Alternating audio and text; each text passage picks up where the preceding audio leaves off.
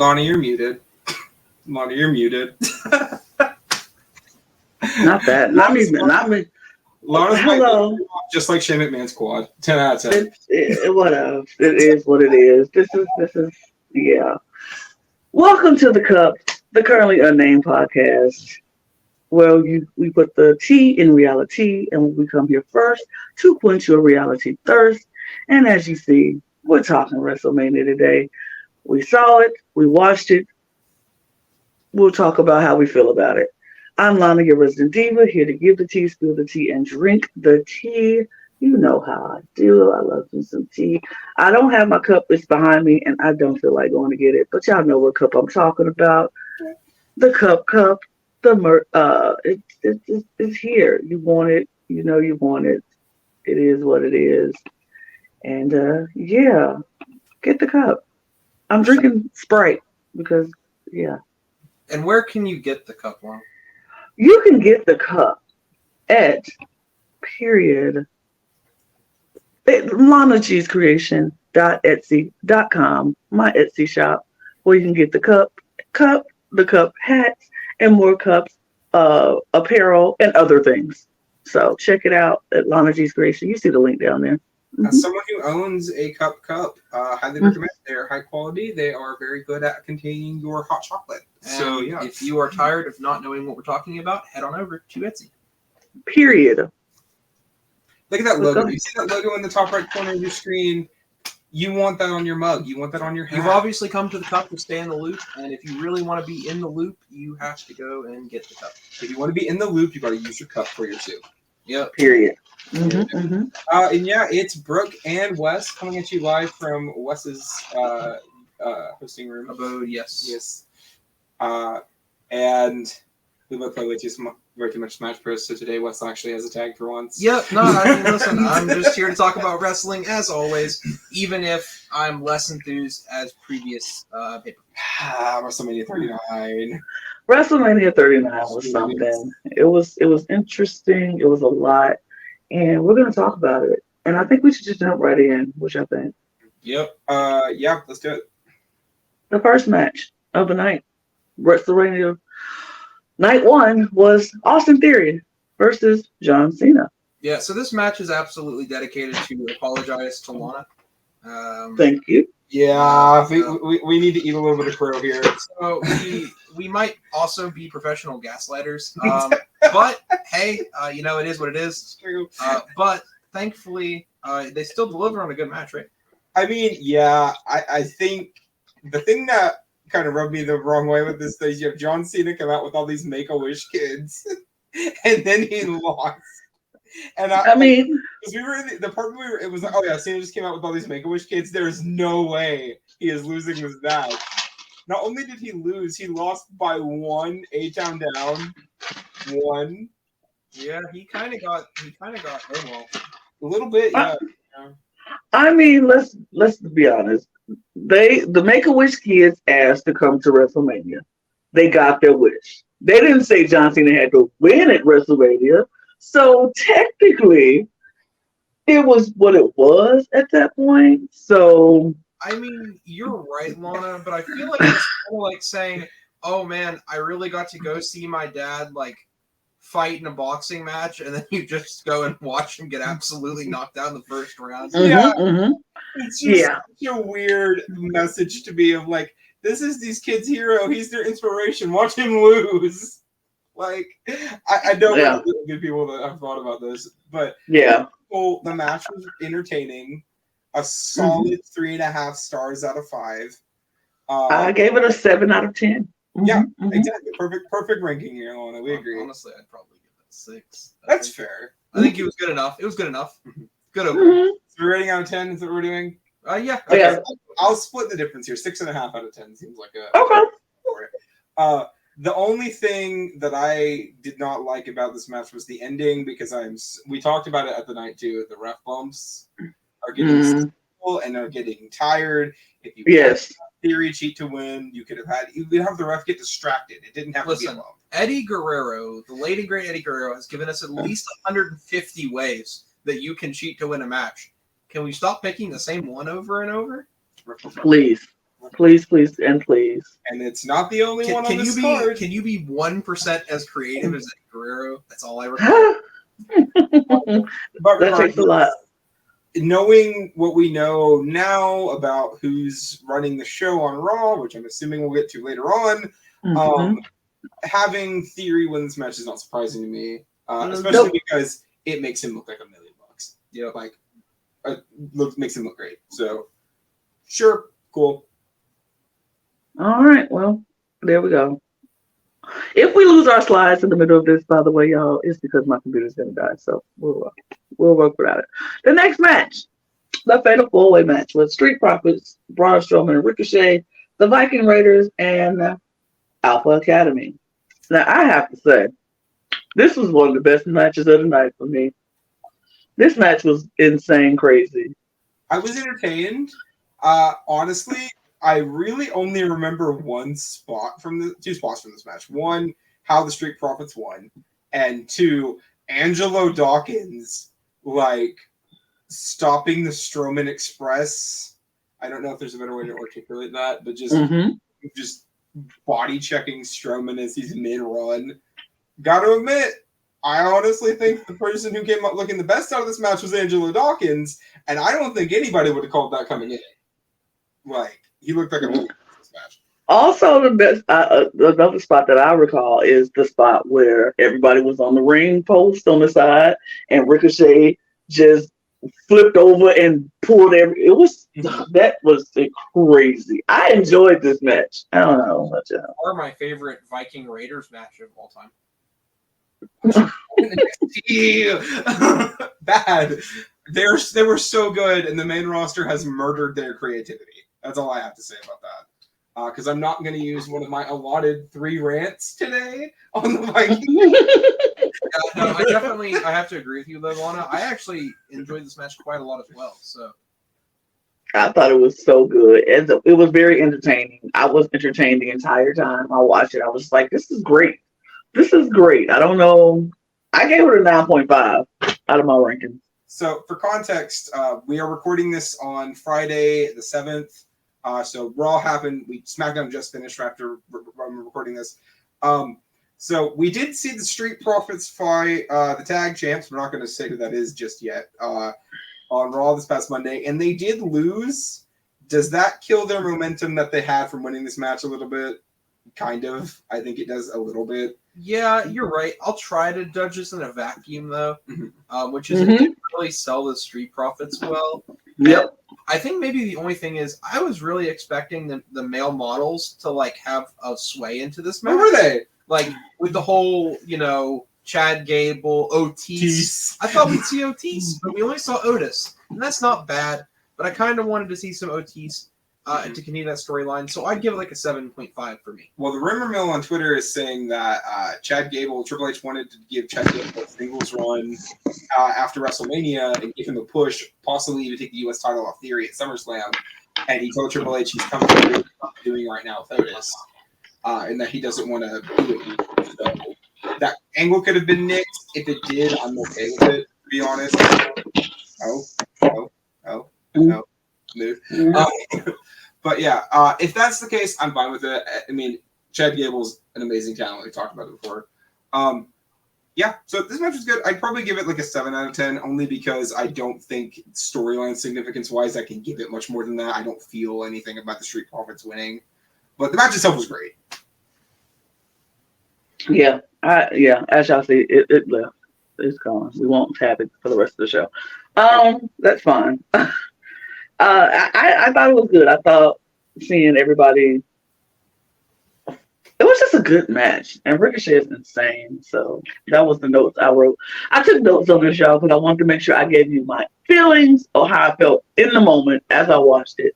Because I didn't want Raw and SmackDown to interfere with how I felt about it, because it did change it. I was like, why would you let a Street Profits win and then go the next day and fight whoever to lose? It just that didn't feel right. But yeah, still 9.5 for me. Anyway, the next match was Logan Paul versus Seth freaking Rollins. How y'all feel about that? This match was incredible. This was great. It was so good. This was a great match. Also, I think one of the longer matches that we had. Mm-hmm. And so that was also quite great. And, WrestleMania 39, again, if I could wrap it up in one sentence, is definitely great matches, wrong choices. But I felt like this was a good choice. I feel like the obvious choice was the good choice here. And I was very impressed by, again, I just keep being impressed by Logan Paul's wrestling ability. Not maybe as much his personal, stances on things and his life choices, but definitely his in-ring work is phenomenal. I mean, I will say, we do tend to look the other way for a lot of other WWE people about their personal opinions on things. Very true. And we don't always, I mean, not everybody, but, for the average fan, right? Like, personally, I think a lot of people on this card are scumbags based off of a lot of things I've seen online, and people who aren't on this card, Lacey Evans. But, there are certain people on this card that have life choices that I personally don't agree with or believe in things that I don't agree with. But I will say, we like them in the ring, and we can acknowledge that Logan Paul in the ring is phenomenal. And allegedly, today it broke that he may have re-signed with the company today. And if he did, I'm totally happy with that because he's been great in his career so far. Yep, this was absolutely awesome. And even better than the match was goading one rant out of Brook. So that's one. That wasn't a rant. That was like two. That wasn't even a minute. I don't know. That was a rant. Also, KSI being in the prime bottle. Oh, the comedy of this match was great. Yeah. The in-ring work was great. I to me, I don't know how you feel. How do you feel about this match? I like this match. And I didn't think I would like this match. But I like this match. I kind of knew I knew I'd like Seth Rollins in this match because Seth Rollins is Seth Rollins. You will always like Seth Rollins in the match. I didn't know how I would feel about Logan Paul because, as y'all heard, if you watched our last podcast, was not very favorable for Logan Paul, and I think he was great in this match. He was he showed why he comes in when he comes in and does what he does. It was a good match. I enjoyed it from beginning to end. I thought both of them did amazing. They played off of each other very well. They made me believe the storyline that they have with each other, that Seth Rollins don't like Logan Paul anymore, doesn't like Seth Rollins. It made me believe it. And so I enjoyed the match. Actually, I thought it was really good. I gave it an 8.5, honestly. I'm actually right with you with 8.5. And something else, to note about this match in particularly, this is the first match and one of the few matches on this card where if you ask me today, hey, what matches do you want to rewatch of WrestleMania 39?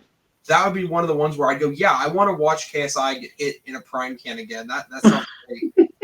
So yeah, no, just to me, it's definitely one way I judge things is like how replayable is it? Like how much would I want to rewatch this? And that's definitely one of the highlights for me. I would rewatch that moment. Yeah, I will say I'm one of those people that rewatches old wrestling a lot. I was rewatching old wrestling yesterday. Shout outs to the 2016 Cruiserweight Classic. You're great. But I don't know if anything so far would be rewatchable for me. Like immediately, like I'm like, yeah, this is something I want to rewatch. We'll get to a few that will come up later that I definitely want to rewatch soon. But I got to admit, it was incredibly satisfying watching Logan Paul frog splash KSI through that table. I know it's probably going to be the big takeaway from a lot of people from the match, especially like the more casual audience that may just know who both of them are. But knowing their history and knowing how long they've been like boxing rivals, that now they're working together on Prime. Like they have a pretty checkered history, but it's really interesting to watch them like continue to fold together. And it's always good to see Seth. So for sure. I mean, for me, not knowing who KSI is, I had no idea. When he took it off, I was like, "Who's that?" It's just some random. So I had no idea. But hearing that, it's like, "Oh, okay." So they did have a, history together, and that's cool. And it was nice. I just said, "Oh, this is one of Logan Paul's friends who was going to come out to help him." As soon as he came out, the mascot came out, I was like, okay, whose friend is this that's going to help Logan Paul when, screw over Seth Rollins in this match? But it was definitely very satisfying to see Logan Paul frog splash, and Seth Rollins moving out the way and pulling him into the way and getting crushed through the table. I was like, perfect. They played it. I think this went as perfectly as it could for me. This is one of the better matches of the night, honestly. I agree. All right, then we move on from a great match to another match. Damage Control versus Becky Lynch, Lita, and Trish Stratus. So I felt like this was a waste of match. This will not be a waste of rant, though. Okay, so no, I'm not even going to rant on it. I'm just going to say exactly what I said in the podcast, the predictions podcast that we recorded last week. I mean every word of it. Plus, the wrong team went over. And if this is Bayley's last match with the company, which allegedly it might be, what a bad way to go out. And not even her fault, but like she deserved so much better than this. She carried this company through the damn pandemic, and this is her flowers for that. This is what she gets for this shit.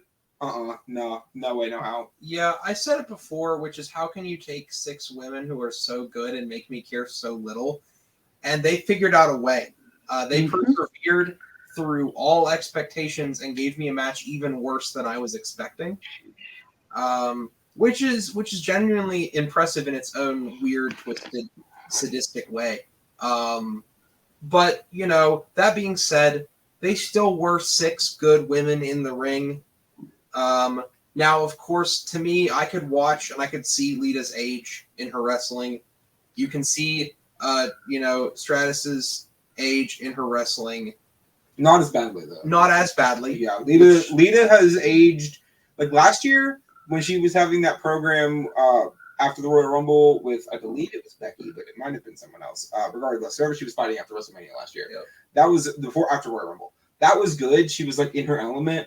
I don't know if she just hasn't trained in between now and then or what have you, but you can tell something's a little bit off. I'm not entirely sure what it is. Hopefully, they're going to be dropping the tag straps to Liv Raquel on Monday. Well, to say that, though, I have to say, I think Bayley, Io, and Dakota, particularly Io Sky, looked really good in this match, especially with her high-flying stuff. She always looks good, though.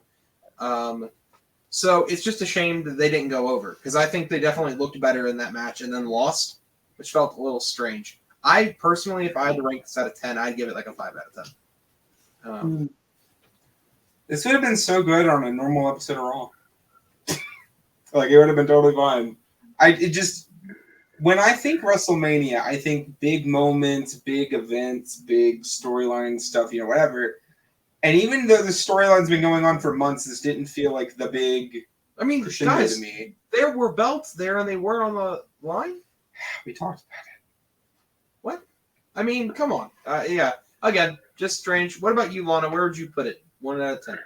I mean, I said my thoughts as I watched this match. I thought it was a good match as expected because all the competitors are amazing. You don't expect anything less from these 6 women because they're all great.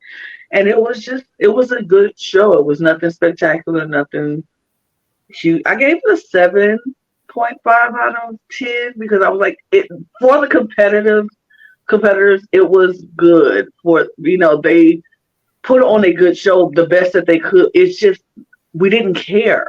There was nothing on the line for it. There was nothing like looming over this match. Like, what's the next step after this? It's just like, it was nothing.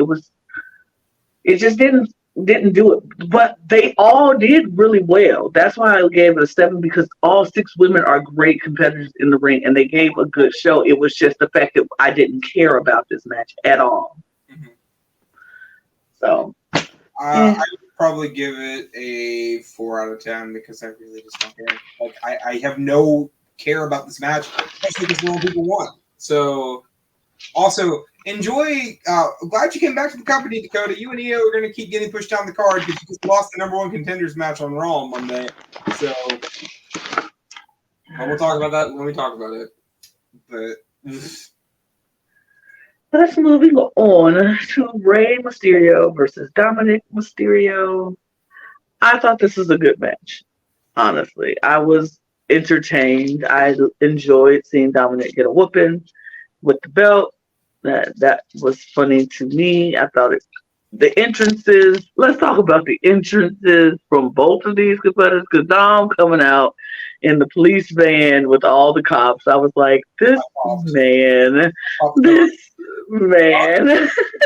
Outside of that, you have Dominic in the purple Rey Mysterio Yep. mask with the hoodie. Yep. Also, the funny part of him failing to get the hood off was great. Also, as voted on by the people at our apartment on Saturday, Dominic Mysterio winning the in-ring gear of the night award for night one with this entrance attire. This match, it was great. Beautiful outfit.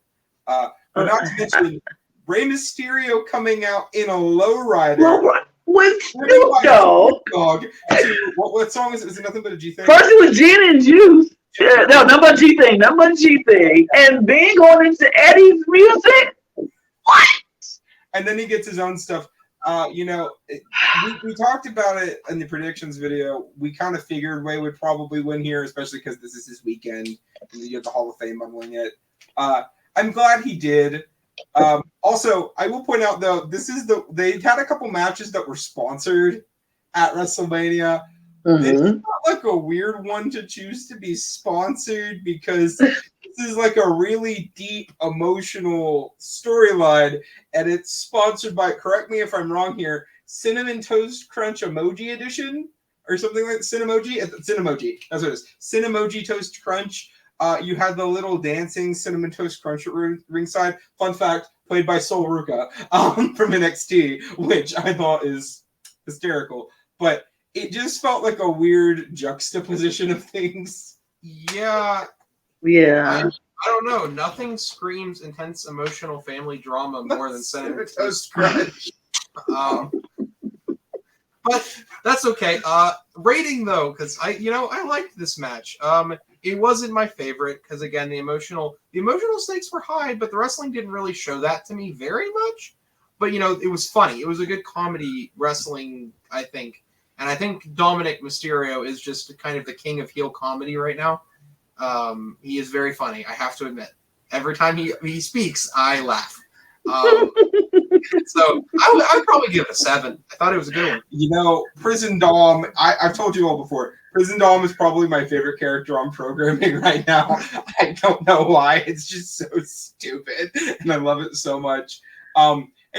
We need that cowardly, terrible, I'm an asshole, but the second you try to fight me, I will run away like a little B word. I don't know if we can say that on the channel or not, so I'm going to choose not to. You can say whatever you want to say.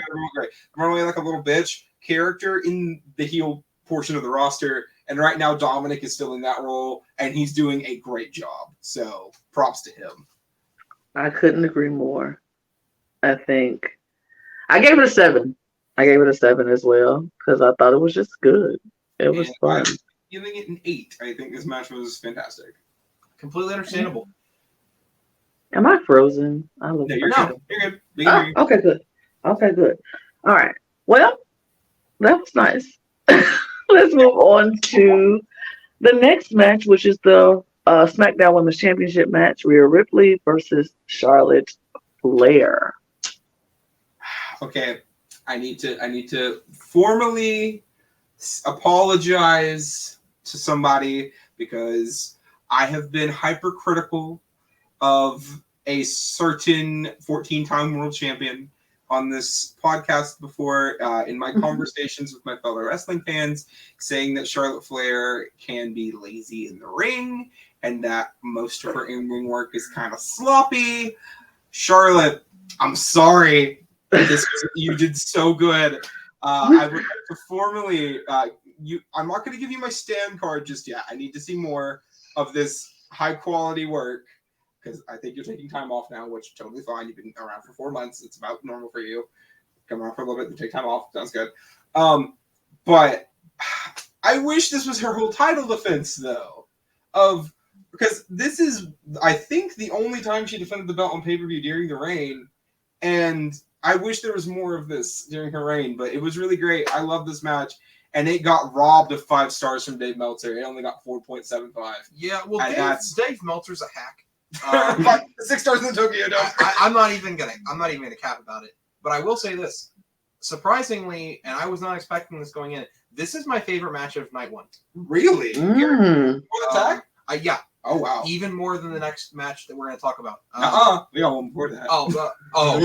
A match. Sorry, I meant a real match. Yeah.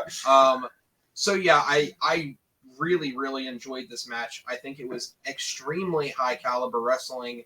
Probably some of the best women's wrestling that I've seen in on the program, because I don't watch as much as some other people.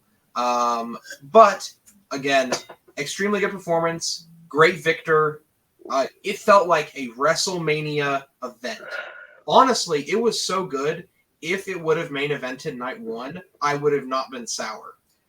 I think we would have been sour in the moment, mainly because a lot of people were, me included, right? When you have people with the caliber of the Usos, Kevin Owens, and Sami Zayn on your card, not to mention the storylines that the Usos, Kevin Owens, and Sami Zayn had going into this pay-per-view versus the non-existent build that we had for Rhea Ripley and Charlotte Flair. Completely understandable. I'm just saying, for me, the match was so good, just wrestling when it came down to it, that I wouldn't have even been upset. Even though it didn't deserve it, I definitely wouldn't have been upset. So I think what I would agree with you. I would think if they would have made this match the main event, I would have started off a little upset, like, this shouldn't be the main event, but they would have convinced me by the end of it.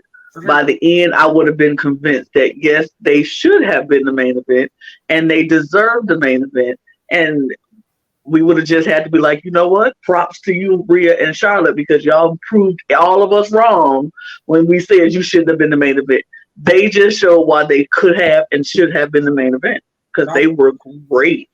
Miles better than their match at WrestleMania 36. Like, no comparison to me. Yeah.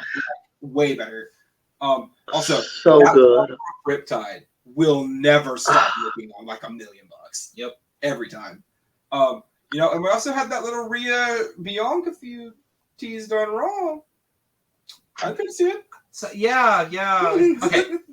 Past that, what would you give it? Because guys, I'd give this a 9 out of 10.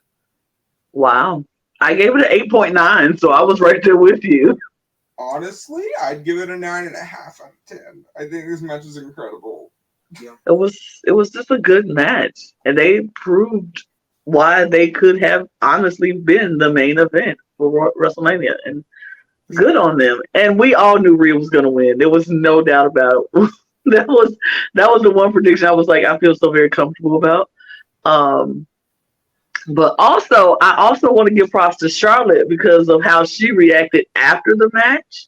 She was literally genuinely happy for Rhea, which I'm like, yeah, this woman deserves to have the championship as well. You had 14 freaking times.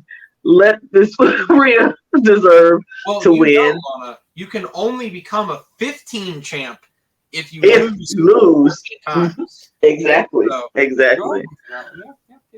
So, are we going to talk about the next match? Do we have to? Do we really? No, honestly, I didn't even. Well, okay, we'll say the filler match of the night is what I called it. The filler match of the night. They had to get people ready for the main event, I guess. I don't know. But Miz was out there with Snoop Dogg, and Miz was talking about how he made this open challenge on his social media platforms, and nobody stepped up to the plate. And Snoop was like, wait, what? Nobody? He was like, nobody. Then all of a sudden, let's go. And Pat McAfee. Would have rather seen him on commentary. If you had to have a match supported by Cinnamon Toast Crunch or Wheatios, this should have been the match. Okay. Yeah. But, the other thing I will say, though, is as much as I love Pat, I would also prefer him on commentary. But you have a couple people who were talking about not being able to fight at WrestleMania on their socials, on SmackDown, Bobby Lashley, and knowing what we know now and what happened on night 2, which we'll get to, I Bobby Lashley coming out here and squashing The Miz, not only would that make The Miz look at least a little bit better because it's Bobby Lashley. Right. But Bobby's not on this card. How the hell is Bobby Lashley not on the WrestleMania card? That's like a healthy New Day not being on the WrestleMania card. I'll be completely honest. To be fair, I would rather see The Miz lose to the Cinnamon Toast Crunch guy. I honestly would mean the same. I don't know. Saul Rook is pretty great. He was supposed to be the A-lister. This is a multiple-time champ, and we are treating him like a multiple-time chump. Well, we do have to put it into perspective, though, okay? He is a 2-time WWE champion, okay? Both of the times he won that belt were Money in the Bank. They have very clearly portrayed him during those reigns as out of his weight class, especially the last one. As long as we know now that he is out of his weight class in comparison to Pat McAfee. Well, you can also, but the good thing though is it's not like he was in his ring gear. Like he was in that suit, and also it's The Miz and Pat McAfee's relatively well protected. Like I'm not as mad about it. So I'll just say that. I am annoyed by it because honestly, the locker room is full of people, so many people who could come out and say, "Oh, Miz, I didn't see your open challenge, but I accept it now." And it'd have been like, okay, cool. Who would have at least not made look as chump-like as they already are trying to do by, first of all, making him the host and not on the card to wrestle, but just the host, which is fine because they've done the New Day host, and that's cool, you know. It's a whole job to put over a new talent. Oh, I remember new talent Pat McAfee and NFL retired lineman. Yeah, those are Kittle. Talent to put over. Those are the people you put over. No, the other guy that he tagged in from the outside. Oh, yeah, Kittle, Jason Kittle. Yeah, okay, that was dumb. That part was stupid. But, it was all stupid. It was all stupid. This match far more time than it deserves. 0 out of 10. Let's get out. No, I give it a 1 out of 10 because at least Pat McAfee's pump was better. That's you know. Oh yeah, okay. Oh, we ranking it like that. Okay, we can rank it honestly how we felt. I felt 0. Period. Didn't like it. Didn't need it. Fair enough. All right. Main event time? Let's move to the main event. What we here for, people. The tag team champions, the Usos, versus Sami Zayn and Kevin Owens. I'm going to start off by saying this match delivered what it needed to deliver. I enjoyed it. Everything about it. I was here for it. Even the outcome, I knew it was going to happen, and I was happy about it because I felt like it was time. Unless they had some other, well, we'll talk about night 2 later. But I loved this match. I thought it was very good. Both teams did amazing. All the foolishness and shenanigans that happened through this match, I was here for it. You know, I have told both of you many times, I don't believe there is such thing as a sure thing in pro wrestling. And as we have discussed, we will talk about it when we talk about night 2 in moments. But this was the happiest win I have had at WrestleMania probably since Kofi Mania. It just gave me the warm and fuzzies inside. Like it reminded me about why I love pro wrestling so much. This long-term, I would argue, perfectly built storyline coming to the right, correct conclusion on the grandest stage of them all with 2 incredible talents that have such long history with each other, working together to take the tag belts off of arguably the greatest tag team of all time. Like, it was perfect. I don't know another way to articulate how amazing this match was. Yeah.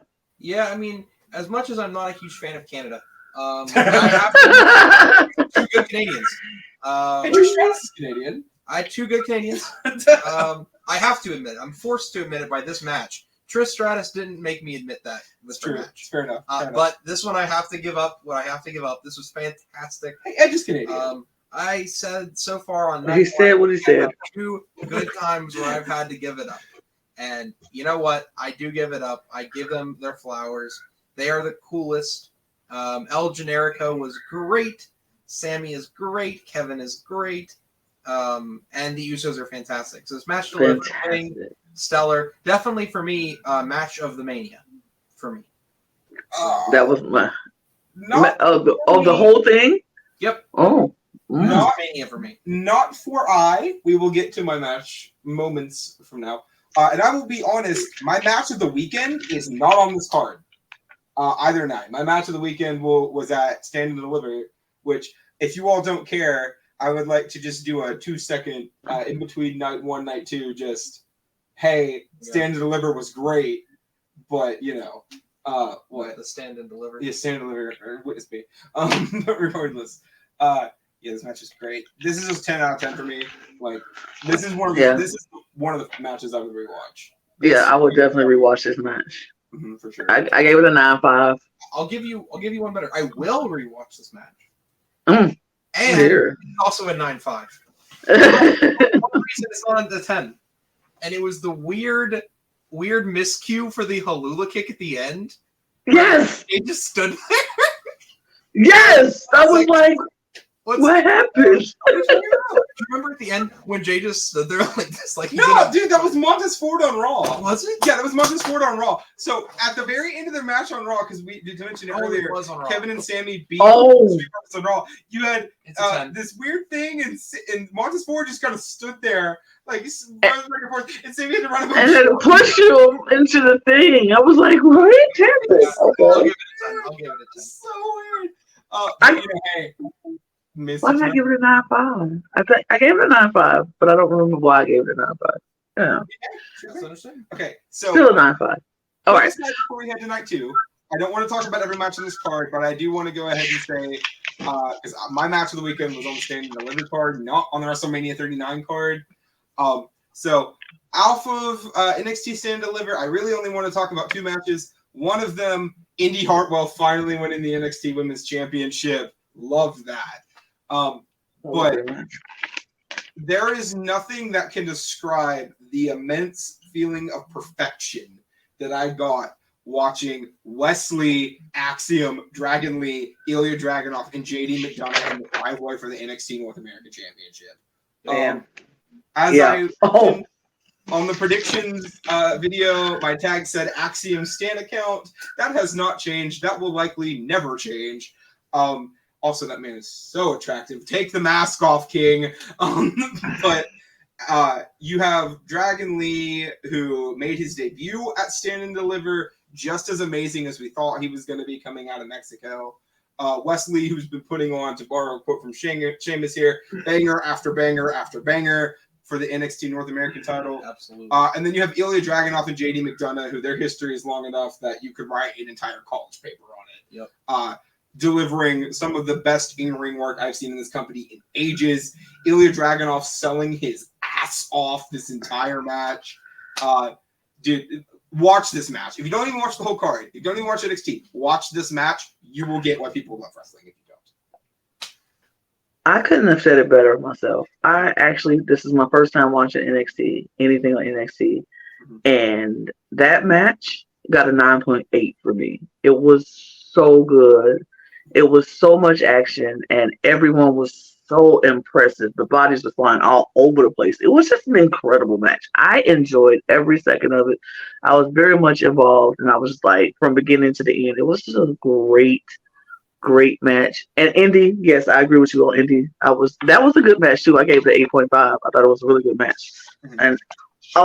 And one more match that I want to talk about that I thought was really, really good was Grayson Waller and Johnny Gargano. Mm-hmm. That match was so good. I enjoyed it very much. I was like, yes, all of it. So I will say, Wes and I were watching it together, and we decided that after the NXT North American title, there were not any matches left on this card we cared about. So we went and got coffee. But I did go back and watch the rest of the card later. Hey, we needed coffee for the Mania. For the record and the court, I do want to point out it was Brook who wanted to go get coffee. My idea. It was and I was dragged along forcibly against my will. 100% my idea. Almost without my consent. I did rewatch. I loved Candice LeRae coming in during this match as well. Should have been on the WrestleMania card on my but yeah, great match. This entire show was fantastic. From top it was really good. I gave it an overall 8.5. Yeah, I thought the overall was just great. Okay, and shout out to Carmelo Hayes. Period. Also, the triple threat for the NXT tag belts was also really good, even if it was. Only thing that bothered me that entire match was the fact that everybody was wearing matching outfits, and then you have Tony D'Angelo in this like gray, grimy outfit, which fits his character really well, and then Stacks is out here wearing fucking white pants, and it was so off, and it bothered me the entire match. But Gallus winning, yay! Joe Coffey being back, yay! Cannot be mad at this.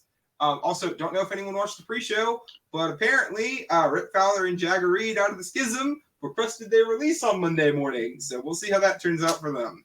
But, the Schism hasn't really been booked well, so I can't blame them. So, But Tyler Bate, also, always a W. But yeah, Stand Deliver, great card. Watch it if you haven't. But back to WrestleMania. Back to WrestleMania. Yep. Night 2. Do I not want to come back? I was gonna say, or you might not want to. All right. Let's start with the first match of the night, which was Brock Lesnar versus Omos. I thought it was predictable. I said everything happened that I thought was gonna happen, and I was bored to tears. And I started reading the book during that match. But you know what, Lana? You might have been bored to tears, but at least you weren't bored long with a record-breaking 4 minutes and 55 seconds.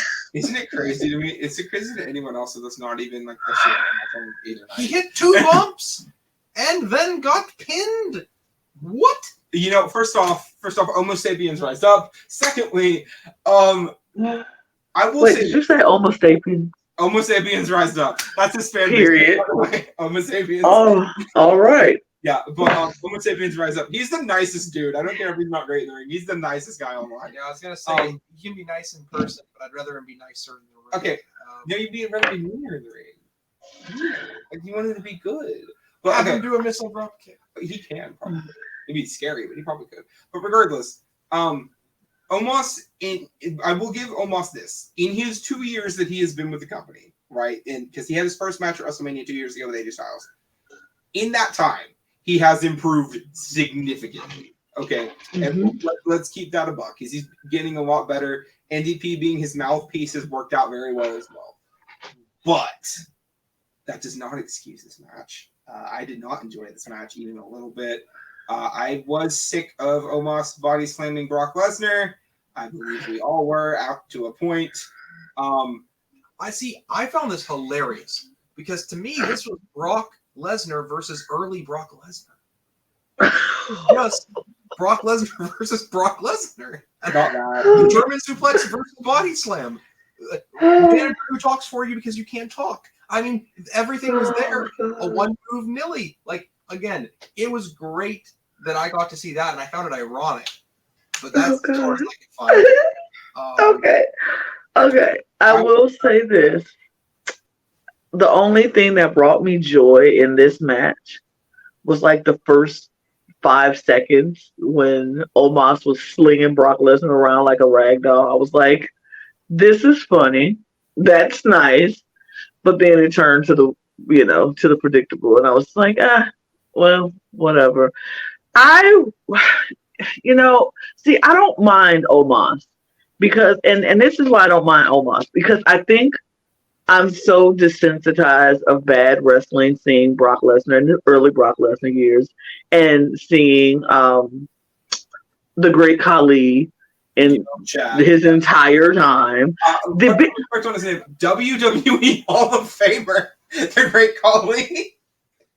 He was inducted a couple of years back. You might have forgotten, but he's in the Hall of Fame. Hey, it's okay. We'll be talking about another Hall of Famer who had a great and stellar, even quicker match tonight. I mean, it's just. Well, the big guys usually sometimes are not the best at wrestling, and so that's why I really just wasn't that upset with the lack of wrestling with Omos. I didn't expect it. I guess I never expected it to be great, but I really wanted it to be I feel like Brock Lesnar is like annoying and like so over and like Omos needed to push more than Brock Lesnar. It just grossed me out. But whatever. Brock Lesnar does need a push. It's just down a hill. That's Off a cliff. I'm about to say off a cliff, maybe. Okay. I will admit, based off of what happened on Raw on Monday, not that I'm okay with it or a fan of it, knowing where they are currently about to take Brock Lesnar. Where are they taking him? Where are they taking him? Did you watch Raw on Monday? I watched Raw. I saw what happened, but I'm like, why? I still don't know what the point is.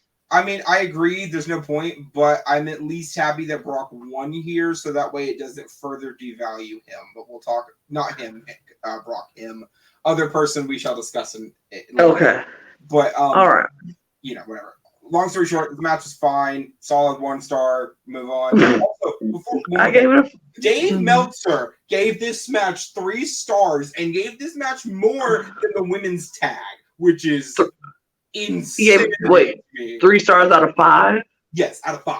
More than the women's 4-way tag, which is nuts. That's okay. He looked at Brock Lesnar's pectorals and got mesmerized. That's true. Regardless of any of that, I agree this was a 1-star match out of 10, not 5. There's a lot of room for improvement in this match. And again, watching the Brock Lesnar mirror was very funny to me. But I think we can all delightfully move on to any match that's better part of this. I was gonna say I ranked it a 5 out of 10 because I was just like, understandable. Fair enough. All right, let's move on to the Fatal 4-Way tag, the 44-way tag team match, the women's Fatal 4-Way tag team match. Liv Morgan, Raquel Rodriguez, Natalya, Shotzi, Chelsea Green, Sonya Deville, Ronda Rousey, Shayna Baszler, and again, I felt like this was predictable. I knew it was going to happen, and what happened. Like I said before, I'm not on the Ronda Rousey hate train like everybody else seems to be on this panel, which is okay, which is fine, and I'm okay with that. She doesn't annoy me as much, but I didn't want her to win. How did you watch this match and not get annoyed by her? That's my question. Because I wasn't watching it. Because I was bored, and that's why I got a 5 out of 10. I went back to reading my book because I was bored of this match. Lana, you're absolutely right. I was just a little irritated because I thought we weren't allowed to see multiple wrestlers compete on one card, like have multiple instances. And so Brock have a sex change, and then right after it was really exactly. It just seemed unfair, right? Okay. What we are going to need to talk about though is the other 6 women in this match who are not Shayna Baszler and Ronda Rousey. Who all did great things. So amazing in this match, and it hurts me that we're not even going to think about this. You know, we're going to think about the ending, and that's overshadows this entire match because you have Chelsea Green continuing to kill it in her Karen character. It's great. You have Liv and Raquel really synergizing as a tag team as of late. Like they're pulling out a lot of really cool stuff. Natalya, as usual, being very good in the ring. Yep. She's still good in the ring. Being Canadian. Yep. Yes, being Canadian. You know, and in this case, a compliment? I don't know about that. We'll see. A heart. Can we call her a heart here? I was very happy that Shotzi she did really well in this match because usually lately Shotzi's been doing a lot of botches and messing up and doing a lot of. It's been a little for Shotzi, but Shotzi was on it in this match. I was like, okay, Shotzi, I see you with a lot of botches. I was very happy. I like seeing improvement. I mean, I'll ask you a hypothetical, Lana. If you remove the Ronda Rousey Baszler, I do MMA team, right? Would this have been a 6 women match? Would that match been better than the? I think it would have been better for sure. I think it was. I think it would have been better. I mean, not to mention that you have people like Candice LeRae, Mia Yim, Tegan Knox, that perfectly competent in the ring that lost qualifying matches for this. I might remind you. And Ronda and Shayna just walked out and were like, "We're in this match now." Like. What was that? Again, and then they said, "Ha, I'm winning this match now." Like, right. This was a joke. And it was a sad and terrible joke, almost like a random racist on the internet. It was just sudden, bad, and didn't make sense. Didn't make any sense at all. And we should came out of nowhere. About as much as that. So I would give this 2 stars, but maybe 4, just because the other women did such excellent things. But it really brings up the question: how good can a thing be, and then you defecate on it, and it still be edible? And I think it's hard for me to see. That's not even what irritates me about this match, right? It's the fact that you have Liv and Raquel competing in a number 1 contenders match the next night on Raw, right? And it's not like it was announced beforehand, right? Liv and Raquel not only competed, they won that number 1 contenders match, but they just lost at WrestleMania. I'm sorry, I don't like Ronda and Shayna, but where's the storyline cohesion in that? You said it yourself once. You said to me that Brock Lesnar has some dirt, some blackmail. And as I already said, Ronda Rousey is just Brock Lesnar with a sex change operation. So she has that same blackmail on Vince McMahon. And obviously, it's pertinent again. No, I wouldn't even give Ronda the statement that she's Brock with a sex change because, one, Brock can at least do more than 2 moves in the ring, and I will give him that. He usually only does 2, but he does have the Kimura lock, so that's 3. And he actually can throw a punch, so that's 4. But not to shit on Ronda. I don't like her, but I'm not going to crap talk her because she does do things in the ring that I cannot do. I will acknowledge the fact that even if I'm not a fan of somebody in the ring, she does many things that I could never do. Win with no build, win with no reason. There's a lot. Okay, regardless. I will always find a reason to talk about Liv Morgan. Happy her and Raquel won the number 1 contenders match on Raw Monday. But there's no reason for it because they just got beat in a tag match at WrestleMania. All right. So what would you give it, Brook? What would you give it? Match-wise, 6 because the actual ring was good. Fantastic. Finish knocks it down from 7 to 6. All right. Let's move on. I gave it a 5. Disappointment to the match of the weekend. The match of day 2. Okay, we got the Sheamus, the IC Championship match. Championship match. Sheamus versus Drew versus Gunther. Oh yeah.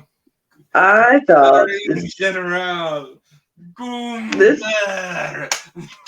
Okay, first the entrance from Gunther. I thought they would I like Gunther's entrance better than Drew's and Sheamus's, but. Anyway, I thought it was amazing. 28.5 heartbeats from Sheamus. Come on. I literally sat there and counted. I was he gave 28.5 heartbeats to Drew McIntyre. The competition, I said, they put on a show. It was hard hitting throughout the entire match. I enjoyed it. I enjoyed the outcome. I said we said we knew Gunther was going to win. He should have won. I need him to go and break the Honky Tonks record so he can go and keep on winning, and I will be okay with that. It was just so good. Sheamus and Drew went at it. They went at it hard. And Gunther was smart and took a minute to just sit out outside the ring for a good portion of that first half of that match and let Sheamus and Drew fight it out and tire themselves out. And Gunther came in and just wrecked shop after that. I enjoyed it. It was a really good match. This is my match of the weekend, or at least of the WrestleMania weekend, both nights. Because not only do you have 2 amazing people that have fought to great success before Gunther and Sheamus, you also get Drew McIntyre in here. Adding Drew, this is literally just Clash in the Castle with Drew McIntyre. How can you not like that? The amount, I believe the official count was 78 chops were delivered in this match. 78. I think I saw it on Twitter this morning. You have one of the best closing moments of any Intercontinental title match at WrestleMania, in my opinion, with Gunther powerbombing, I believe it was Sheamus onto McIntyre, or it could have been the other way around. And also, importantly, Gunther pinned McIntyre, not Sheamus. He pinned McIntyre. Mm-hmm.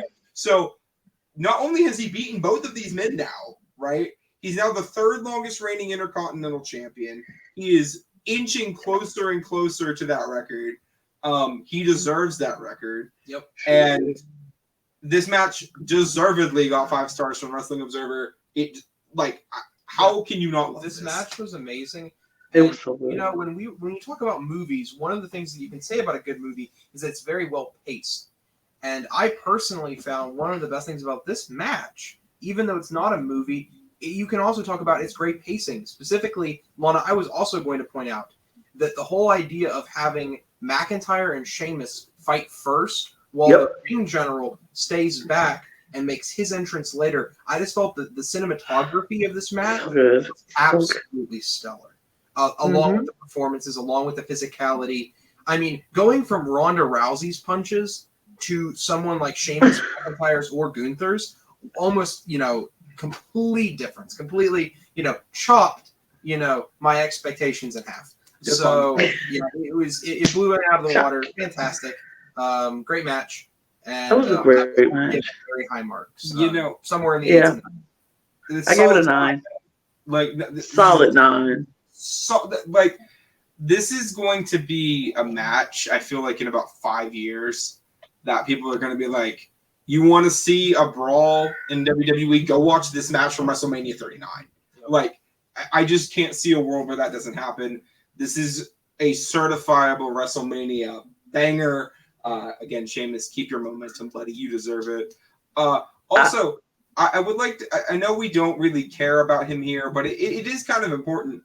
Gunther has been with this company for, I believe, just under 5 years if you count his NXT UK stuff and his NXT run. He's gotten 5 5-star matches from Wrestling Observer in that time period. He's now won more than anybody in the history of the company, right? And he's not even barely begun his career. I mean, he's in his 30s, but you can't tell. Yeah, he has a secret. He actually pulls the Tokyo Dome with him personally. Not the Tokyo Dome. And he struts over, and then he shakes hands with Kenny. No, I'm just kidding. Not the Tokyo Dome? He shakes hands with Kenny Omega, and so he's good enough for Meltzer. Yeah. But no, he was absolutely fantastic, and he does deserve it. So does Omega. But Gunther obviously did a great job, and a great match. So Gunther has definitely changed my whole perspective. Because at first I didn't pay much attention to him. I was just like, I don't know who this guy is. Don't really care. He just didn't seem like that person that excited me to watch his match. Yeah, you were ready for another Rusev. You were ready for another. Right. It was just like, okay, Gunther's coming in, and I don't know who he is. Don't know what it's about. But watching his matches as of lately and seeing him, I was like, wow. I mean, I just can't believe you all would slander Rusev on Rusev Day. I love Rusev Day, and I love Rusev, by the way. No slander for me. I just was, okay, I'm going to be honest. When we get a lot of the international wrestlers, and they like to do that whole, Russian or whatever kind of wrestlers, right? I think of Iron Sheik and Nikolai Volkov back in the days, and it was just like, I don't even know. So I wasn't paying much attention. I didn't watch him in NXT, so I didn't know who he was. I didn't get to see his build up into the main roster. And so when he came onto the main roster, it was like, here's Gunther. And everybody was like, okay. I was like, all right, who is this guy? I don't know. But actually watching him wrestle and seeing him with the IC title, it makes sense to me. He makes sense to me. And I was like, I see him, and he's just a great wrestler, and he deserves those 5 stars. I don't know who this guy is, who y'all keep mentioning because I don't follow, but he deserves all the flowers that he can get because, he's good. He's really good. And I want an entire run with the company. I think he's only lost 1 singles match, and that singles match was freaking incredible. So, I mean, yeah, great stuff. All right. I feel like he can be a champion, a world champion soon. So I would be okay with that. Let's talk about this next match, the Raw Women's Championship match. Asuka versus Bianca Belair. Now, I have a feeling somebody's going to use one of their rants right now, and so I am going to allow you to go ahead and Use your rant right now. So I'm not upset. I'm angry. But I'm not angry at Bianca. She's an excellent wrestler. And I'm not upset at the WWE Universe for liking this match. And I'm not mad at Hunter Hearst Helmsley.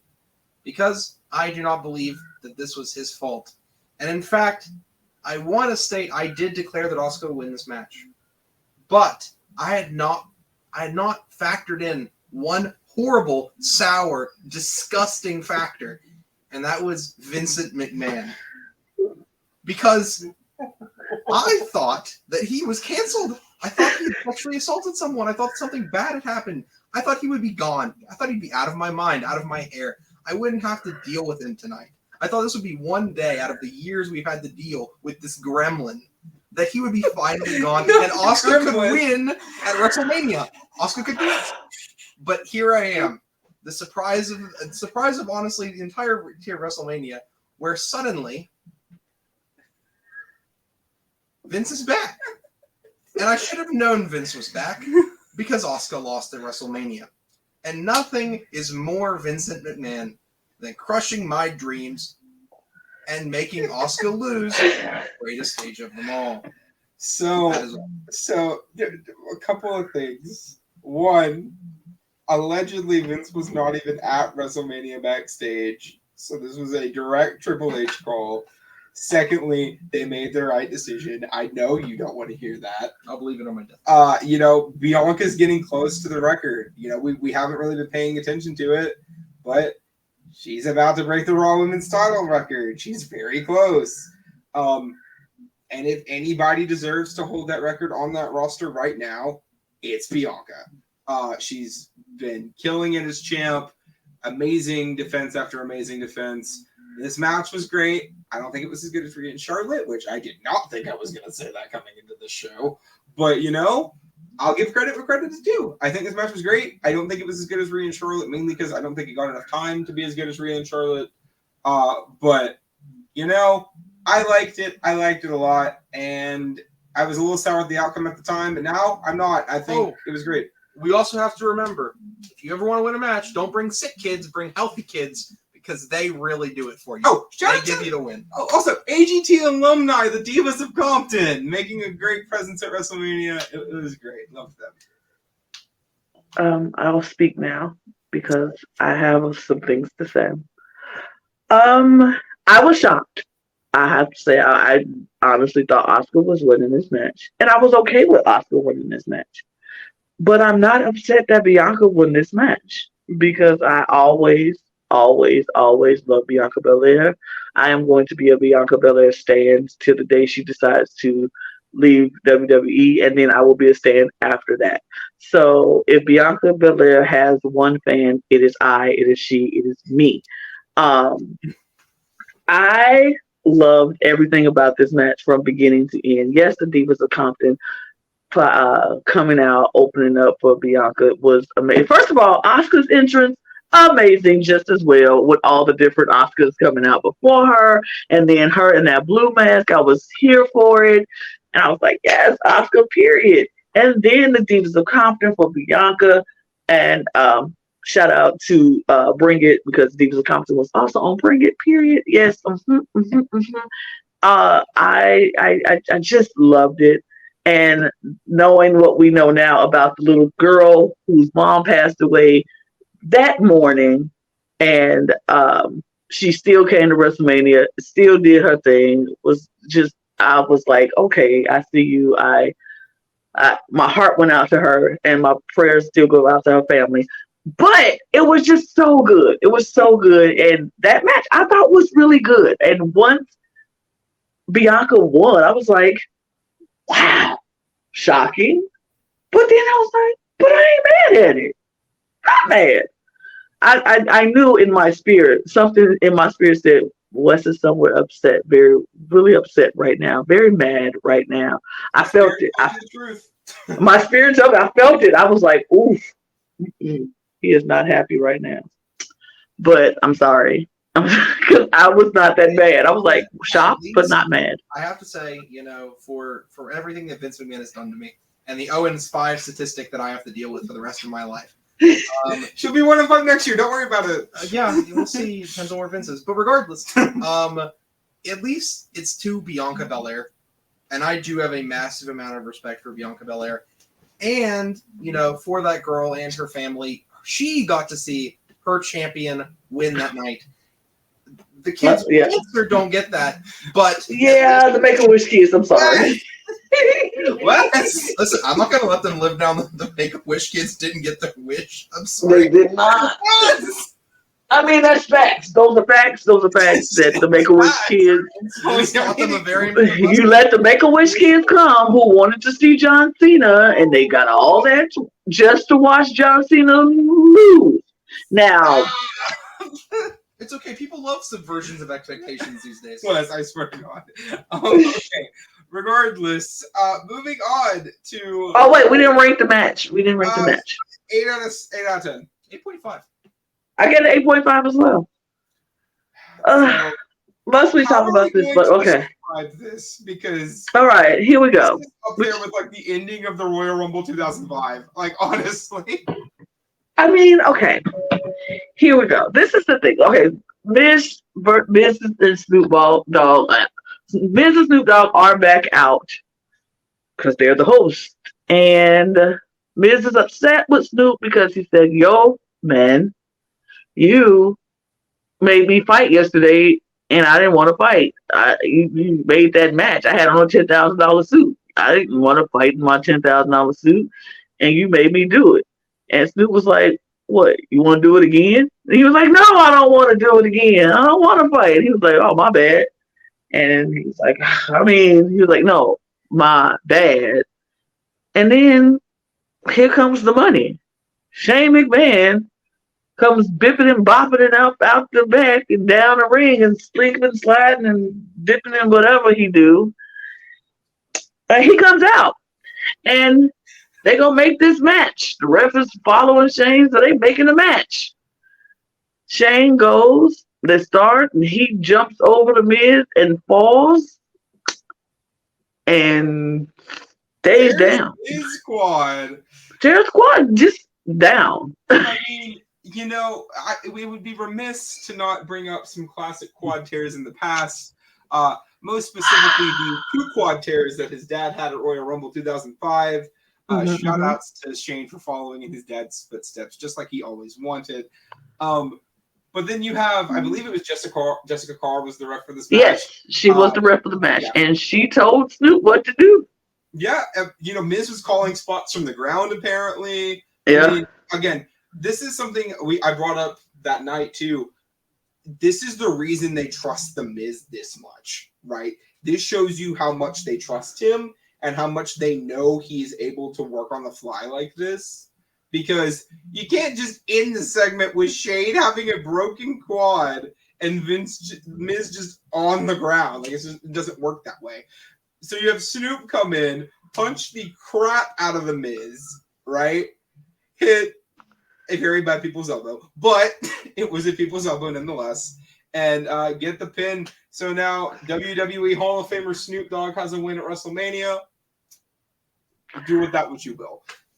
I mean, look, I'm not that mad at this match as I was at the Pat McAfee match because, honestly, Snoop is not a wrestler. He's not in the WWE. He doesn't really know what to do. And for somebody who is not in that field to just go off the cuff, because I don't know. I would have been like, what you want me to do?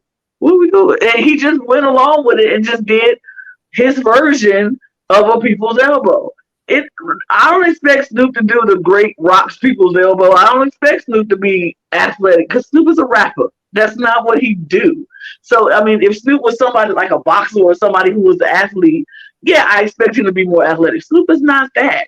And so I didn't expect anything better from that, and I didn't expect anything else. The fact that he was able to just jump in and do something to end this segment, I thought it was decent. I was like, okay. I gave it a 6 just because of the improv that they had to do. They had to go off because nobody expected Shane to tear his quad right there. So then to just after that happened to pivot and do something else Miz making those calls because like he was on the floor, then he get up and he's like, yeah, what, get up. It's just, I just thought it was still a filler. It wasn't nothing exciting. It was just, I gave them props because they were able to pivot from a bad situation. Shout anyway. out to my man Snoop. Nothing better. All right. Now let's get back to some more real wrestling instead of filler wrestling. Even though this match, okay. It was the Hell in a Cell match. Finn Balor versus Edge. Y'all go ahead, talk about it. Finn Balor is the Balor. Why did I call him Balor? Balor. Sorry. Finn Balor is the biggest warrior on this card. Found out just right before we recorded that Finn had a torn quad coming into this match. Not only that, he had a torn quad, torn calf. Sorry, torn calf muscle coming into this match. He got a nasty cut on this match when Edge threw that ladder at him. Apparently, they gave him a numbing agent, and then after the match, it took 12 staples to close that cut. Yeah, but not only that, they both covered that so well. Okay, Edge covered it really well. Finn couldn't really do anything about it. But Finn is a tank. Edge is a pro. They're both pros. They're both tanks. They both did what they had to do. Have we reached the good candidate count to 3? Yeah, we're now here. It took 2 nights to do it, but we're at 3. I think Chelsea did. 3. But regardless, you have all of this mess. Also, Finn Balor is like hopping off the side of the cell, stomp attempt through the table. They hit that ledge perfectly. Like, if they ever want to do a spot like that again, that is the perfect way to do it. And I'm so happy they did not leave the cell. It has been so long since we've got a Hell in a Cell match. Stay in the cell. It was beautiful. Great match. It was fantastic. It was a great match. I wanted Finn Balor to win though. As much as I love Edge, I do love Edge. I don't feel like Edge needed to win. I thought Finn Balor needed to win and should have won. Especially because Rhea being the only person from the Judgment Day to win at WrestleMania is kind of sad. And I felt like Finn Balor should have also won, so the Judgment Day could have something else to, And I felt like that would have, with Dominic being the only one to lose, and him still acting like he's Mr. Tough Prison Man, would have been perfect for their storyline. Like, he's tough, he's strong, but he lost WrestleMania to his dad. But it's okay because the Judgment Day is still strong. I just felt like that should have been the story going into the next, after WrestleMania. But whatever. It was still a good match. Lana, I'm very sick, and I said this even before on the predictions, but I am so sick of having people have ultimate forms or fake Cade power-ups only to see them lose at Mania. Yep. They've done it with the Fiend. They've done it with the Demon. I don't even want to see the freaking Leprechaun if it means that my favorite superstar is going to get an automatic loss at Mania. And I agree. You know what? I feel like, if you're going to bring in the Demon, give the man his flowers. And if you're not going to do that, then don't bring in his really cool fake Cade gimmick. I couldn't agree more. Balor losing here, but the Demon should have never lost here. But you also have to remember you're dealing with Demon Finn versus Brood Edge, and like the semantic argument of whether or not Brood Edge counts as a gimmick like that or not, whatever. To me, it's just the Demon lost all of its punch to me when Roman beat the Demon last year, and now the Demon doesn't feel like anything anymore. That was the whole thing, was the Demon felt special because it was made to be special, right? All right. I don't, the Demon itself doesn't feel special anymore because the Demon just hasn't certainly feel that way now. Yeah. It doesn't. I agree. I think, what's the point of bringing out the Demon if he's going to always lose? Like that. And the fact that where it's like we use the demon to protect Finn Balor, which is the opposite of how it should work. Right. It's really weird. But past that, it was still a great match. What would you give it, Lana? I'm curious. My ranking actually was I gave it a 7-9. I thought it was good. It was a good match. I enjoyed it, but it wasn't like. I would give it a 9 if only because. No, wait, hold on. I'm using my rant here because I've only used one. I'm going to use another one. Sure. So, I personally really enjoyed this match, and I think that Edge proved how big of a pro he is by covering as well as he did. And the good thing is they ended up using the kendo sticks later on in the match, and he just grabbed them early, so it looked reasonable, right? But this is something that has bothered me since the night of the card, and we need to talk about it, okay? So they did not paint the cage. It was the normal silver Hell in the Cell. Thank you. Why? Please, someone explain to me why they painted the damn weapons. They painted them red and they painted them purple, and I wanted to punch somebody, and it hurt my soul. And I'm like, this is Hell in a Cell. This does not help with the presentation. This is not the freaking blackout match. No, but you know why they had to do that, though, is because the red kendo sticks do fire damage. Yeah, and the purple ones do poison. Yeah, I know. Yep. But, like, it's just... It is such a petty thing to be mad about, but it was bothering me in the moment so much that when they finally got that one pit table that was not painted, I literally popped for it because I was so happy. Please never paint these weapons again unless you're doing them glow in the dark like you did at Pitch Black. Otherwise, don't do it. Don't need it. It does not add to the presentation whatsoever. But yeah, also just everything. But past that, a great match. Yeah, great match. Just, God, don't paint this weapons ever again, please. And if you do paint them pink. Paint them that pink. would be funny. Yeah, paint them pink. I don't know, paint them pink. But, Sure. oh, and I would give it 8.5 out of 10. Oh, Just 8.5. 8.5. A great match. Okay. Well then, let's go to the main event match of the night. Is the Universal Championship. Cody Rhodes versus Roman Reigns. I know there are lots of thoughts.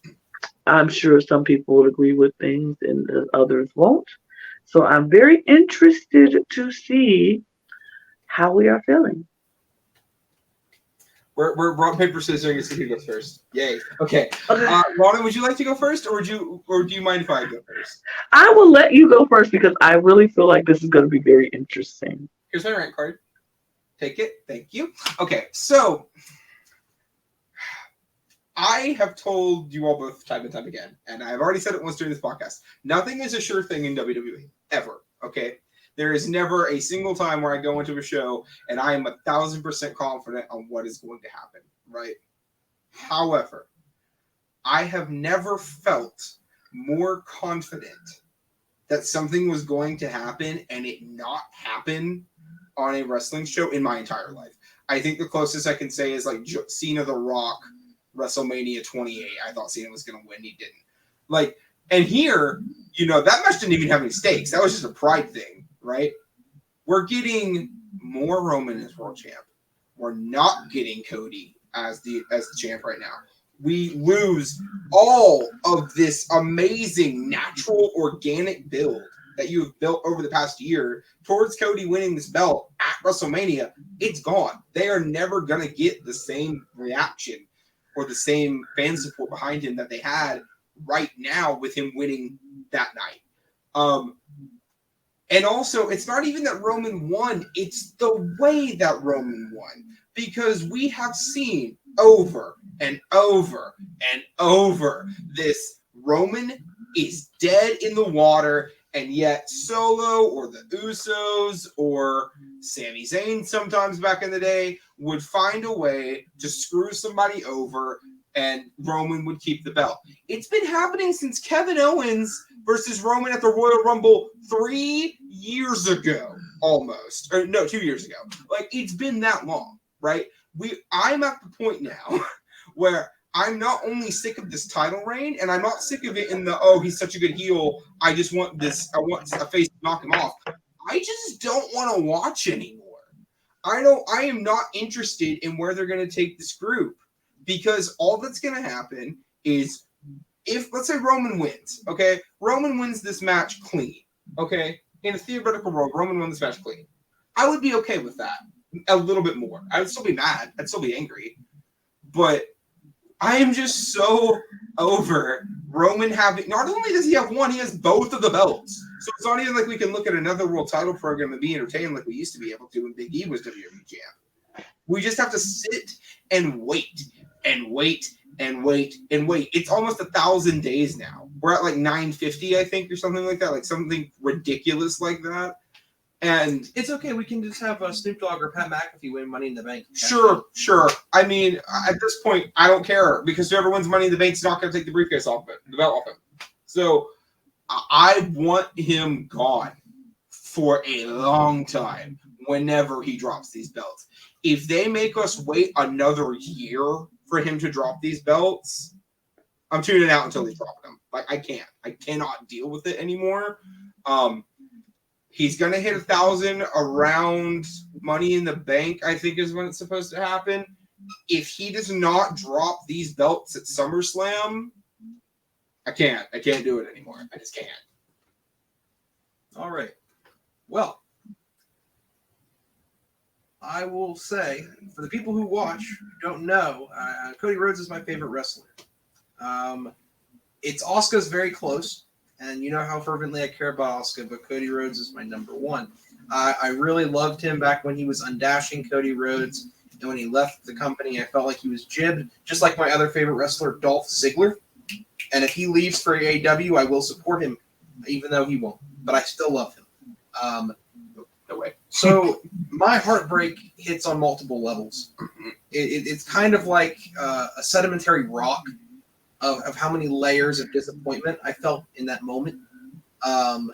But it got worse because it's very hard for me to exclude this match, which, by the way, was a great match. I was upset with all of the ref nonsense, the ref bump, the ref eviction, the ref fake evict, or, ejection, the Usos coming in, the Usos getting kicked out and not mattering at all. I was very upset about all of that. So the layers were there. I was depressed. I didn't want to talk to people, didn't want to talk about the event, didn't want to watch WrestleMania, certainly didn't want to watch Raw. But Brook convinced me. Brook was like, watch the next day. Just see and see how you feel about it. We'll see how we feel. And when Cody Rhodes entered that ring and he said, I beat you and you know it, rematch, I was reinvested. I was ready to reignite every bit, every ounce of care, every ounce of build, every part of the storyline, every part about finishing the story. And then Brook Lesnar, my arch enemy, my demon, the thing I hate more than life itself, came and crushed me and said no. For a moment, you thought you were going to have happiness, but Vince McMahon is back. And that is my complete and full thought about the match that night, because it has been squashed. Every hope, every thought, every joy that I could maintain from this main event has been so sufficiently pummeled to death by Brook Lesnar German suplexing Cody Rhodes 5,000 times, and then coming back and beating him up, and then coming back and beating him up. And that's how I feel. I feel like a dead, beaten puppy. And there you go. I don't know how I can rate this match because it was a good match. I can't lie to you and say it wasn't. But I can't emotionally give the satisfaction to anyone who came and booked that, aka Vince McMahon. Okay. Well, here goes my little opinion. Was I shocked that Roman Reigns won this match? Absolutely. Was I annoyed with all the shenanigans with Solo and the Usos and Kevin and Sami and the ref bumps and all that stuff? Sure. I was definitely annoyed. Was I upset and disheartened by the outcome? No. I wasn't. And even in that moment when Roman was declared the winner, I was like, huh, shocking, but I'm not mad. I'm not upset. I'm not fully sold on being over the reign of Roman Reigns. I'm not fully there. I'm not, because I think for me, I'm so invested in the bloodline, as the bloodline is itself, the whole story of the bloodline, the whole fascination of the bloodline. I'm just a bloodline girl. So I feel like I don't mind Roman Reigns being champion for another year or whatever, however long they make. I'm not mad at it, but I do hope when it does come crumbling down, it has to come crumbling down in a big way where it makes sense. And as much as I love Cody Rhodes, because I do, I think Cody Rhodes is an awesome wrestler, and the story was great. It's sure you come back, you win, your pec is torn, so you're out of it for a while, and you come back and you win the Royal Rumble to get your opportunity to get that brass ring for your family. The Rhodes family never had this opportunity. I don't think Cody Rhodes is the awesome way for this bloodline dynasty to come crumbling down. That's just my opinion. I don't know if he is that massive thing that brings the bloodline down. And once Roman drops these belts, the bloodline is going to be over. It's going to be done. There's not coming back from that. I can see them crumbling them down a little piece. Like, I think the Usos are about to get put out of the bloodline, or something is about to happen with whatever's going to happen with this whole bloodline issue with the Usos, since they lost their belt. I think I'm still invested in this story. So I'm not that upset, and I can understand, and I'm convinced from what we saw on Raw the next day that either Paul Heyman has something to do with Brock Lesnar and this Cody Rhodes situation, and if it's going to be Brock somehow not joining the bloodline, but being focused on that side now, I don't know what's gonna happen with that, but I'm kind of interested to see what's gonna come from it. I'm not a fan of Brock Lesnar. Brock Lesnar can really jump off a cliff, and I would not care. But if they're going to give him some kind of storyline that's going to make him seem more interesting, good luck on that. I don't know. I'm just going to trust the process. We all know Vince McMahon tends to crap on all of our happy moments in life when it comes to WWE. And I don't expect, if he's going to be running creative again or whatever is happening, I don't expect much. But I'm going to trust the process, and whatever happens, happens. But I wasn't that upset with Roman winning. I got a couple of phone calls from my nephews after they watched it, and it was like, "This is the worst. I hate it. I can't stand it. I'm never watching again. I'm sick of Roman Reigns." Like, they were mad, and I was like, I get it. I understand, but I'm just not there yet. I completely understand, Lana, because I'm also convinced. I just put a hyphen in the middle. It's conned by Vince. So no, okay. So Vince had nothing to do with this. I'll believe it the day I die. No, I mean, I don't think you will. I think you're going to be stuck in your ways forever, and that's okay. But this has been confirmed by a variety of sources that this was the plan for the past month. I did say the Cody loss was not the problem. It was the way. It's the way. And even the way, it's the night after. Yeah. That's what, because it makes no sense to me. But overall, though, the match was actually a really good match. So good. And we're not talking about how good the match is, because the outcome was just so glaring and upsetting for some, not for others.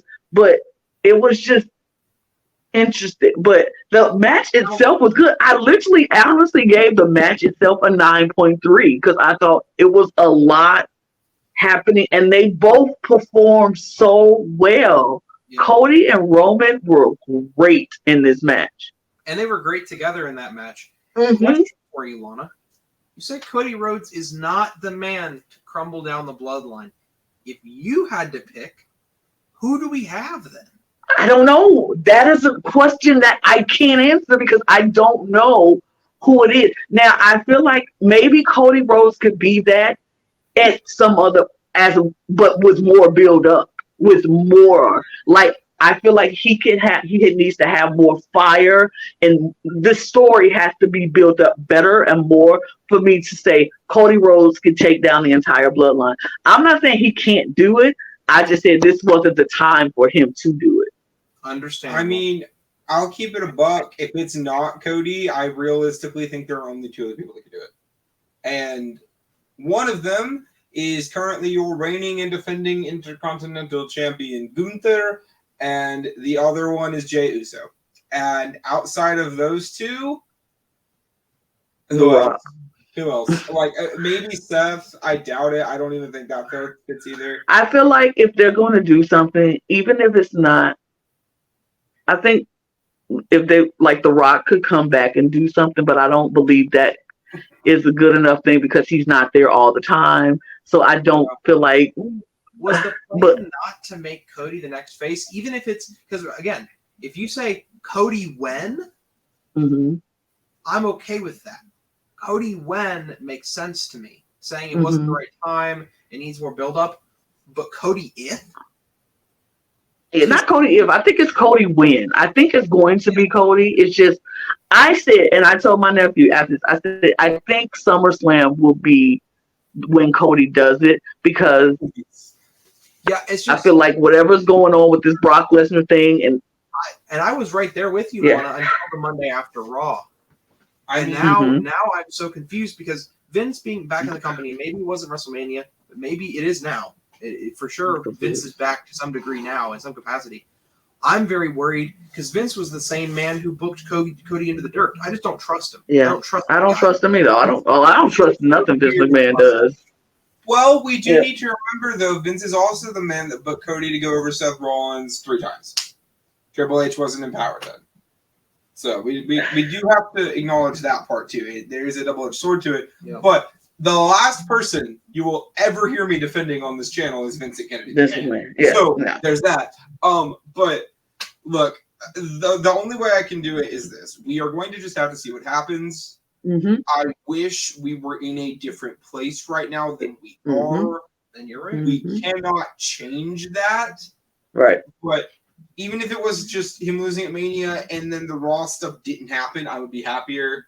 Yeah. We also now know that the draft is happening shortly, so there's going to be some people moved around. So in order to get us off of, the WrestleMania, weird ending, I think is the best way to put it. I'm just going to ask a fun question that I think would be a nice way to wrap things up tonight. So the draft is happening shortly. Is there, let's say, 2 or 3 people that you think could use a nice change of pace by either moving brands, getting called up from NXT, any of that? Well, the thing that I want the Raw draft to do is separate some of these tag teams, particularly the Street Profits. But if I can't have that, just some separation. And if Bayley's going to leave, I wouldn't mind seeing what Io Sky can do in a solo career. So my answer is let's trust bust some of these trusty handy dandy tag teams. Fair enough. I'm going to focus on the NXT aspect. I feel like that's more my brain anyway. So first up, Roxanne Perez. I feel like that's kind of free. She wasn't champ for a long time, but she's amazing. More than ready for the main roster, especially when you have Botchamania, Lacey Evans on the main roster right now. She can more than handle herself against these ladies in this division. So her. Secondly, he didn't win the North American title, but he would fit really well into Judgment Day. So I'm going to say JD McDonough would be a fantastic call up. And then, finally, I'm going to be selfish and say Axiom because I want Axiom on my screen every night. I don't care. But yeah, I just hope we get some good NXT call-ups in the draft. Historically, we do. So let's see what happens. I don't know who I want to move anywhere because honestly, I feel like everybody be on everybody's show in the first place anyway. So this whole draft thing is kind of like pointless because everybody just be on everybody's show. But I do hope that they will. I want to see Liv back on Raw.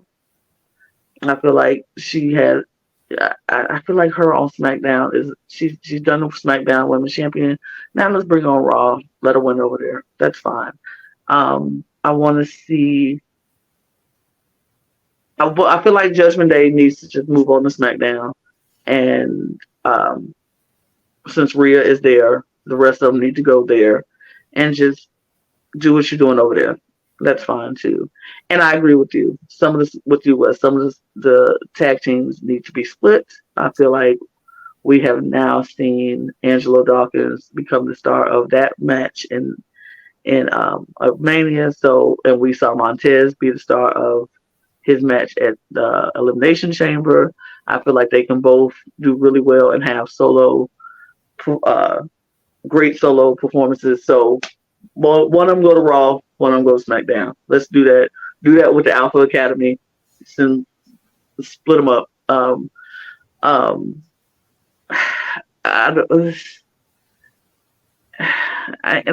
that's about it. I don't know. But you know what? When push comes to shove, you said it best about 5 minutes ago, Brooke, when you said we're just going to have to wait and see what's going on. But most importantly, if you want to keep up to date about what's going on, you can continue to watch the Cup because we will be back at you with more updates as they come. Yeah, I mean, Backlash is next month, y'all. We don't have a ton of time in between, so we really don't. And in Puerto Rico, hosted by Bad Bunny, and we saw on Raw. You know, he's at the hospital. Yeah, because Damian Priest. The local medical facility. The local medical facility, not a hospital. A local medical. Vince is back. But it's yeah. So we'll talk about Backlash with. Hosted by Bad Bunny in Puerto Rico, which I personally would love to just go to Puerto Rico myself and just go to that show. But, who knows, whatever. But, last question, though, because I do want to ask this question before we say our goodbyes. Overall, how do we rate WrestleMania? Can we rate the nights separately? Because I kind of feel like I'd have to. No, I kind of feel like overall it's the whole thing. The first night was so great. The second night was kind of mid. If you average them out, it's probably like a B+. Yeah, it's getting an 8 for me, dog. I've got an 8.5 for me. You're going to Hollywood. Period. Oh, 3 S's. Oh, wait, we're in Hollywood. Yeah. Back to your house and then coming out here for your auditions later. Right, come back, go back home. But, okay. Yeah, I'll be honest. I think night 2 really soured me on this show. A lot of it, enough that I'd probably give it a 7. I don't think I can give it anything higher than that. I mean, a lot of these matches were great, but a lot of them were not, and it did chew. Well, that is it. Well, y'all heard it here. We'll be back again later next time for Backlash with once we figure out what that card is, we'll talk about our predictions and then the recap. Y'all know what to do. Follow, like, share, subscribe to all of the things. We are trying to get to 1,000 followers by the end of the year. So follow, share, and subscribe. Twitter things. I don't know what they are. Oh, the Twitter. Of course you do the Twitter things. Follow us at @thecup_reality. So you will know when every video is dropping. And if you just want to follow myself and Brook, sure, go ahead and do that. We're kind of cool. And always don't forget the merch at lanagcreation.etsy.com. I'm not going back to pick it up, but if you've seen us before, you know what it looks like. You see that logo, that's what it looks like on a cup. So follow us and check it out. And you guys, this was fun. Cheers. We'll do it we'll do it again. So cheers, everybody. Cheers. Cheers. Cheers and cheers. As soon as I can do this. Bye, everybody. Bye. See you later. Bye. Bye. Bye. Make sure you Bye. shop at the Etsy.